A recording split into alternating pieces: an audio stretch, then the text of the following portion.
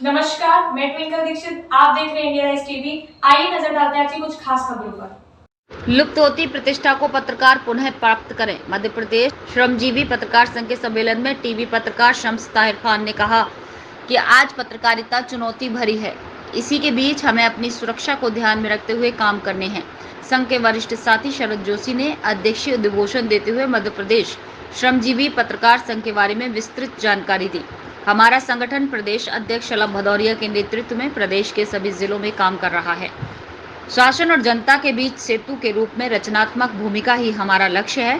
प्रदेश कांग्रेस अध्यक्ष उद्योग व्यापार प्रकोष्ठ के अध्यक्ष अजय चौरडिया ने कहा कि मध्य प्रदेश श्रमजीवी पत्रकार संघ अच्छा काम कर रहा है। अतिथि स्वागत इंदौर संभाग अध्यक्ष धर्मेंद्र शुक्ला, इंदौर जिला अध्यक्ष लोकेंद्र सिंह धनवार, विद्युत प्रकाश पाठक, राजेंद्र सिंह, बालकृष्ण उपाध्याय, हेमंत व्यास, रश्मि किंगरानी, रामकिशोर लोवंशी, सीमा शर्मा, देवेंद्र कुमार साहू आदि ने किया। कार्यक्रम का संचालन प्रवीण जोशी ने किया। आभार माना लोकेंद्र सिंह धनवार ने। कार्यक्रम में इंदौर संभाग के पत्रकार उपस्थित हुए। इंदौर से संदीप सोनी की रिपोर्ट। मध्य प्रदेश श्रमजीवी पत्रकार संघ मध्य प्रदेश के पत्रकारों की सबसे बड़ी ट्रेड यूनियन है और कहा जाए तो ट्रेड यूनियन मात्र एक ही है, जिसका सभी जिलों में प्रदेश के कार्यकारिणी गठित है। ब्लॉक स्तर तक इसका संगठन है।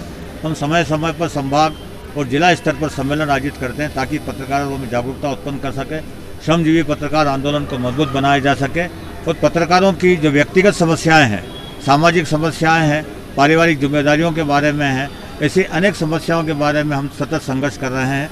अभी इस सम्मेलन के माध्यम से चूँकि इसमें जिन जनप्रतिनिधियों को बुलाया था किसी कारणवश नहीं आ पाए, तो हमारा उन पर ध्यान आकर्षित करने का योजना थी हमारी कि सरकार ने जो पत्रकार सुरक्षा कानून बनाने की मांग का आश्वासन दिया, अभी तक पूरा नहीं हुआ।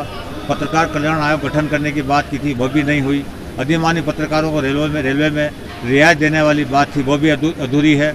इसी प्रकार से जितने नेशनल हाईवे हैं उन नेशनल हाईवे में अधिमानी पत्रकारों को के कार्ड चलते नहीं हैं और अभी मध्य प्रदेश में 30 से 32 मार्गों को राजकीय मार्ग घोषित किया गया है, उन पर भी टोल नाके नहीं चलते। यदि रतलाम से इंदौर आना होता है तो 200 रुपये का टोल नाका ये बेटमा के आगे जो बना हुआ टोल नाका वहाँ पर देना पड़ता है।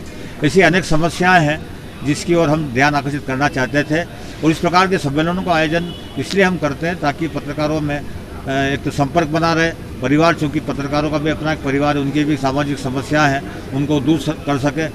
हमारी सबसे बड़ी एक योजना हमने बनाई है कि पत्रकारों के जो बच्चे हैं उनको उच्च शिक्षा मिल सके और उनको संसाधन खरीदने के लिए लोन मिल सके कम ब्याज पर। इसके लिए मैं प्रयत्नशील है। अभी क्या है कि पत्रकारों की माली हालत के बारे में अभी हम उनसे भी बात हुई थी कि पत्रकारों की माली हालत इतनी कमज़ोर है कि मोदी जी ने कहा था कि पत्रकारों के लिए सभी के अच्छा समय आएगा, अच्छे दिन आएंगे, लेकिन सबसे खराब निधि है तो पत्रकारों के, क्योंकि पत्रकारों पर मीडिया में कब्जा है कॉर्पोरेट घराने का। पत्रकारों को कुछ नहीं मिलता है, जबकि कैमरामैन है, ऑपरेटर है, टेली ऑपरेटर है, रिपोर्टर है।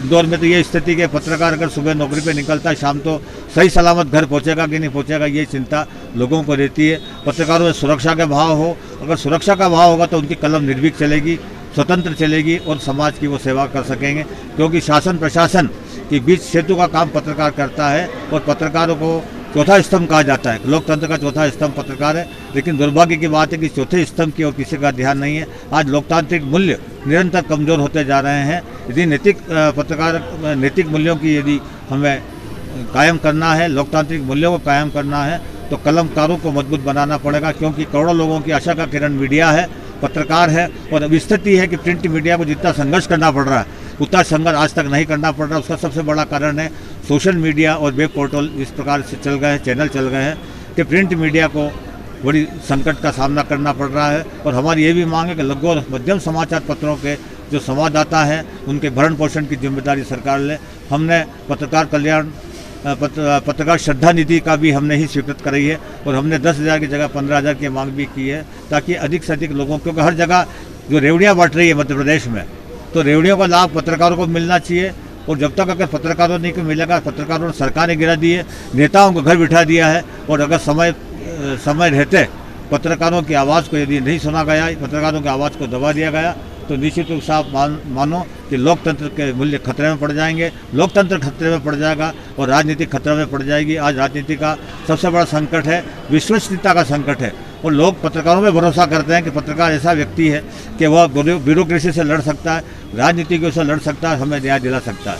आज हर देखे अपन कि जन सुनवाई होती है, लेकिन जन सुनवाई में कुछ सुनवाई नहीं होती है। लेकिन ऐसा क्या कारण है कि इम्प्लीमेंट नहीं होता, योजना क्रियान्वित नहीं होती, भ्रष्टाचार चारों तरफ है। भ्रष्टाचार इतना आज तक नहीं चला है, हर स्तर पर भ्रष्टाचार है। इस भ्रष्टाचार के लिए पत्रकार लड़ रहा है, समाज की व्यवस्था के लिए पत्रकार लड़ रहा है। पत्रकारों को और आज स्थिति एक बहुत मोटी बात आपको बता रहा हूँ कि अटल बिहारी वाजपेयी ने कहा कि स्वास्थ्य और शिक्षा को निःशुल्क दिया जाना चाहिए, लेकिन जो है आज स्थिति है कि लोग बिना इलाज के लोग मर रहे हैं। स्वास्थ्य की तरफ और बिना शिक्षा इतनी महंगी हो गई है कि शिक्षा और स्वास्थ्य सुलभ जनता को हो सके, इस और सरकार को ध्यान देना चाहिए। बहुत बहुत धन्यवाद। संघ की ओर से आप क्या पहल कर रहे हैं इस वर्ष? 1 मई को हम ज्ञापन देते हैं 21 सूत्री, और हर बार कोई मांगे घटती बढ़ती रहती है। कई मांगे स्वीकार की। मध्य प्रदेश शासन का अपने अभी आभार रैली निकाली थी 1 मई को कि आपने जितनी मांगे हमारी स्वीकार की है उसके लिए आपका आभार। लेकिन जो लंबित मांगे हैं और आपने